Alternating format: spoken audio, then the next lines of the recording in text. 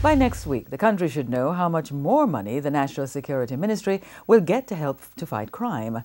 Prime Minister Andrew Holness intimated that timeline when addressing Gordon House this week during a debate on a crime bill.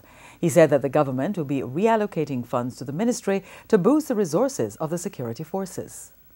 The Minister of Finance will have some work to do next week, because we will be coming back here, Mr. Speaker, with some other measures that will supplement and complement what we are doing here today, which will speak to additional resources and strategies for the police force to tackle crime in the country.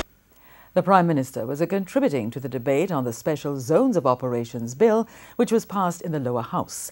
Mr. Holness says the bill will increase the accountability of the police and military. Under the legislation, members of the security forces in charge of the special zones have to submit written reports to the National Security Council every 10 days. And by naming the zone commanders, if anything goes wrong, there is a chain of command that leads to the zone commanders. So it is in their interest to make sure that whoever operates under them follows that written accountability framework, because it is that written framework that protects their action and protects the citizens.